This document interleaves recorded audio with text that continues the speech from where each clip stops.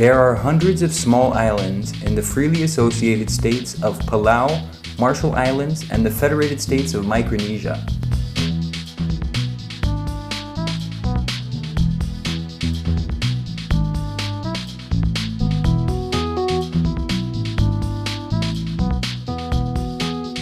Each country has had a compact of free association with the United States since they became independent and emerged from their trust territory status. These nations have received hundreds of millions of dollars for infrastructure, schools and hospitals, and to fund governments. But with the compact money set to end in the near future, the nations will need to rely on their natural resources to generate money and fill the budget gaps. The FSM Vice President Yosuo George coined the term blue gold, signifying the importance of these Pacific nations' tuna stocks. You know, I'm always saying the greatest natural resource of a country is its people, in the education and the development and the capacity building of its people. But in this area, that is the fish and the water around these islands are a great resource, you know, not just for food, but for tourism, for everything. So economically, it's a really valuable resource, and so they need to protect it. 60% of the world's tuna stocks come from these three Pacific countries' EEZs.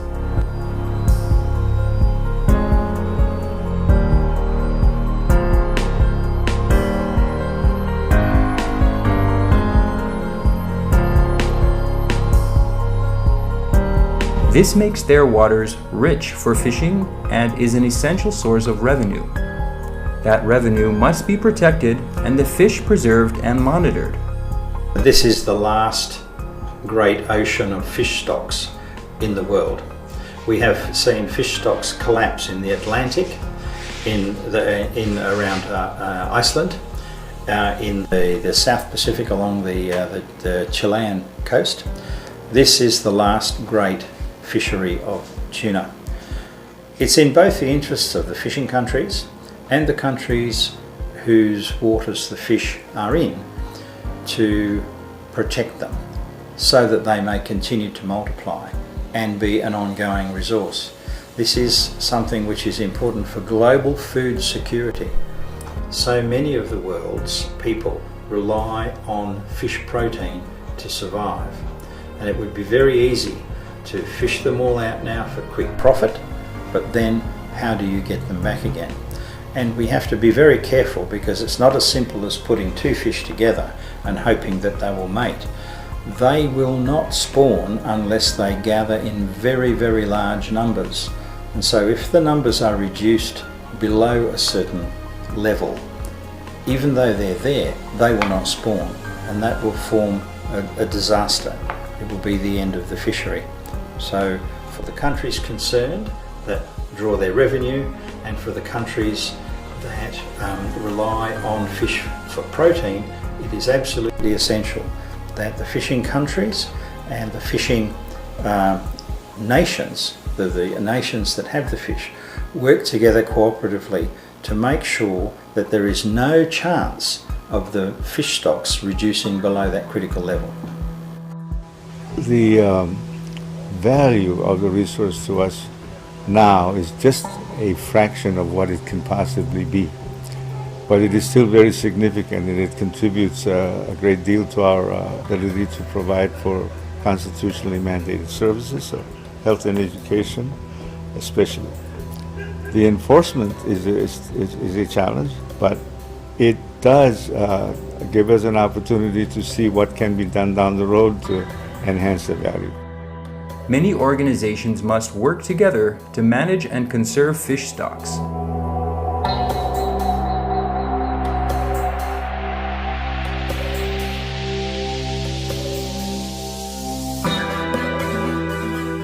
The Western Central Pacific Commissions, and I'll be referring to it as the Tuna Commission.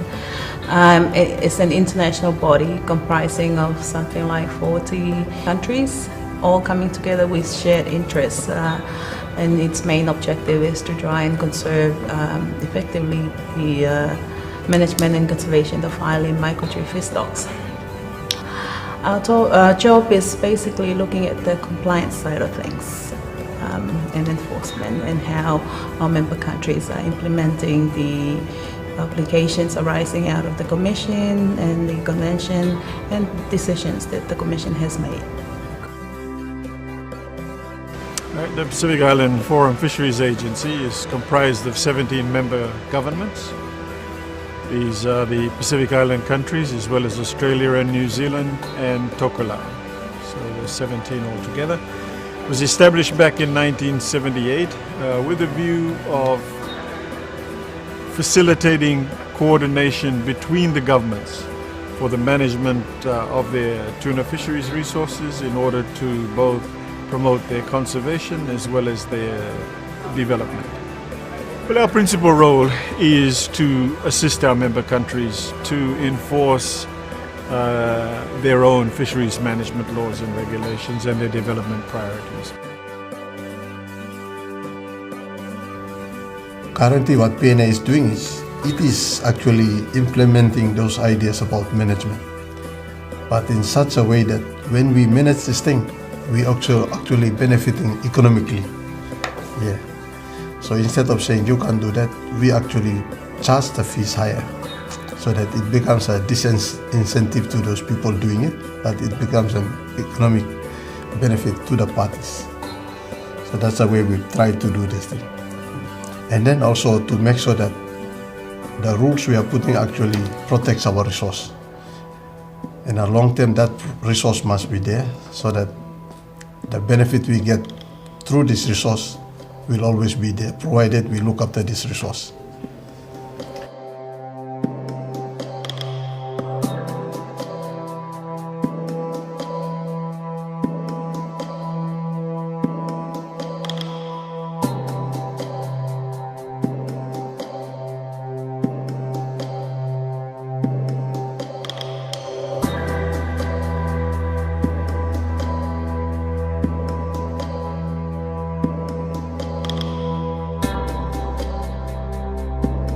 Each country has a national fisheries organization.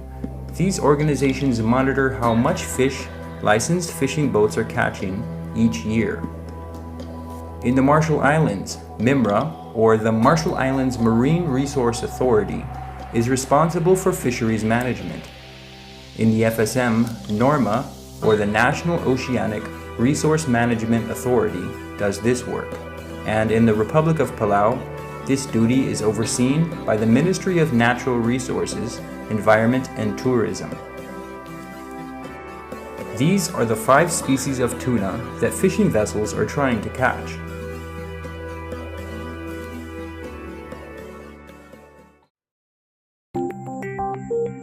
The largest threat to fish stocks is IUU fishing.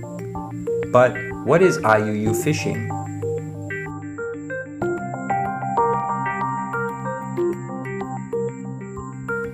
Illegal fishing is when a boat fishes in waters that it has not paid a license for. For example, if a boat pays for a license to fish in Palau waters, but crosses into FSM waters to fish, this is illegal fishing. Countries can monitor those boats fishing in their waters using a VMS.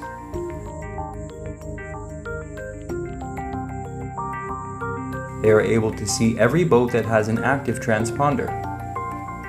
Officers at the WCPFC, FFA, and fishery organizations monitor the VMS to make sure boats are fishing where they are licensed. And so almost all fishing vessels that are operating in our region, in our EEZ, we monitor them through the vessel monitoring system near real time. So we can actually see the vessels operating out there at sea.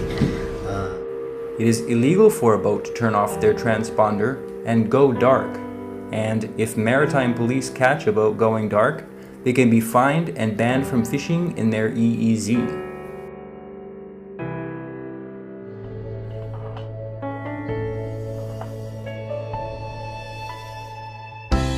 High seas pockets are areas outside of a country's EEZ that no country can take ownership of. This is where unregulated fishing occurs and boats can take as much fish as they want. This presents a huge problem for the management of fish stocks. That's where PNA, the FFA, and the WCPFC have begun developing restrictions on fishing in the high seas pockets, such as forcing boats that fish in their waters to not fish or not transship in the high seas areas. Transshipment is when you transfer fish from one boat to another. It's called transshipment. Boats that transship in the high seas would have no oversight to ensure that their catches were properly recorded and that the information was passed on to the WCPFC and fishing nations. Fishing companies do this because they want to catch as much fish as they can, and more fish means more money. This is where unreported fishing comes into play.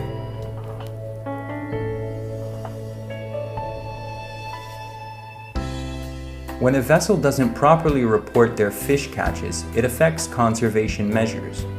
But how can we know exactly how much fish is being caught? PNA has implemented an observer program that puts observers from PNA nations on 100% of purse seine vessels that fish in PNA water. These observers are trained about fishing laws and regulations, and they record fishing catches and what happens on the vessels. Observers are an important part of information gathering and help with conservation stocks. All of those components of the IUU management, the management of the resource as it is, the control of ports and porous port issues, the illegal shipping, even legally caught fish being illegally shipped elsewhere and reported as either underreported or not reported at all. All of those things are part of this effort to keep the resource intact and in place when our next generations arrive.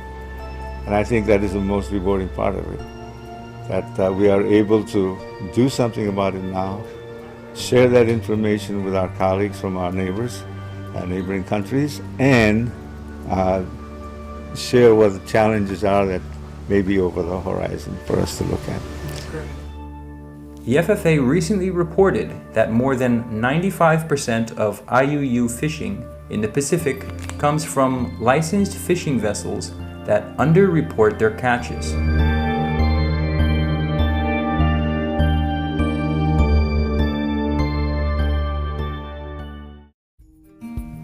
The nations of the North Pacific rely on partnerships with other countries to assist them in protecting their fishery resources. The way that we assist the compact nations is by providing platforms, both Navy and U.S. Coast Guard platforms, for the members of the law enforcement from these different countries to embark and then conduct boardings with a Coast Guard boarding team in the exclusive economic zones of these nations. So in a sense, we're extending your law enforcement authority out onto the high seas. What we do is provide benefit to the freely associated states, provide the opportunity for the compact nations to be able to exercise their own sovereignty on the exclusive economic zones of their own countries. We are very grateful for the assistance that the United States has been able to provide to the marshals and to the region in terms of enforcement and monitoring our resource. We have a very valuable shipwriters program that is extremely useful, not only in making sure that the information that is out here is connected to the partners in the enforcement area, but also to give our own people a sense of what needs to be done and how to learn more about it. Significantly, many people fail to remember that because of the freely associated state status with the United States is responsible for the defense of these countries. Not just the defense of the human beings of these countries, but the defense and protection of their natural resources as well. So this partnership is much more meaningful than just a shipwright or just a police officer riding on a U.S. military vessel. It is a continuation of that very strong bond of friendship and joint purpose that we need to have to make sure that this succeeds. The Coast Guard has been really active in this area. They're very big on law enforcement training, and there have been a lot of positive examples. You know, the Australian and the Australian Patrol Boat Program does tremendous work here, and they've partnered a lot with the Coast Guard. At one point, we had a Coast Guard team that was able to come out and do boarding training, but they were short of resources. Contrary to popular belief, the U.S. Embassy does not always have the money it would like to expend. So we always have to look for ways to partner and make things go farther. And so our Australian colleagues were able to finance it. And so it's a really good partnership. So, and similarly, they do exercises, these operations, like three or four times a year. They do a joint operation. And so the FSM patrol boats will be out there working together with the Americans, and the Australians have taken part in the past. The Australian government offers a wide variety of assistance to Pacific Island nations and consistently provides a wide array of training to support maritime police. Each nation has been gifted at least one patrol boat. Palau and Marshall Islands have one each, and the FSM has 3.